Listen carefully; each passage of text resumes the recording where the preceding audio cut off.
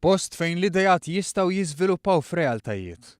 Wara s-suċċess tas-sena li għaddiet kien iffirmat ftehim li bih €100,000 se jkunu allokati lil TAKEOFF Business Incubator fl-Universita ta' Malta bħala fondi għal proġetti ġodda.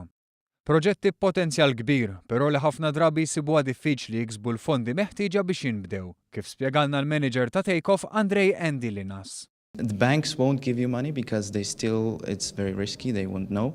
An investor usually comes in at later stage anyway. So we're filling the gap and helping new entrepreneurs to reach a level where they can actually prove that their idea is worth something. L-ewwel sena ta' dan il-proġett kienet suċċess b'iktar minn 30 applikazzjoni u b'disa proġetti jirċievu fondi ta' bejn il-5,000 u €18,000. Buħut mill-inizjattivi jiksbu suċċess u saħansitra jġibu mijiet ta' eluf fondi minn bnadi oħra biex ikomplu ħidmietom.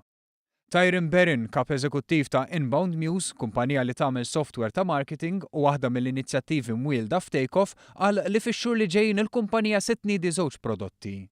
Dan biex finqas ħin u bi spiża iżgħar, kumpaniji jkunu jistgħu janalizzaw għażla vasta ta' informazzjoni biex jiddeċiedu dwar strateġiji ta' marketing. Persuna ħatara lek id-data u minna ħatejlek x'għandek tagħmel what's the next step. Aħna we're automating the process. Titfa' data fis-sistema tagħna, għandna sistema b'saħħitha ta' artificial intelligence li qed naħdmu fuqha and it will tell you what you should do about it. So you don't need the human analyst. Berrin qalilna li TAKEOFF għamlet id-differenza kollha biex l-imħuħ wara l-idea jibdew il-proġett. Proċess li fetħilhom it-triq u fil-fatt wara €18,000 minn TAKEOFF, iktar tard il-proġett tagħhom kiseb €20,000 oħra mill-MCA TAKEOFF Award.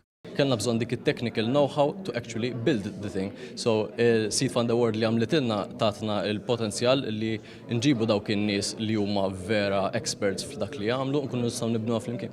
Il-Ministru Chris Cardona li firma l-ftehim mal-loti tal-fondi saħaq li inizjattivi bħal dawn huma importanti għaliex iħeġġu iktar nies jiżviluppaw l-idejat tagħhom u joffru possibilitajiet ġodda għall-futur.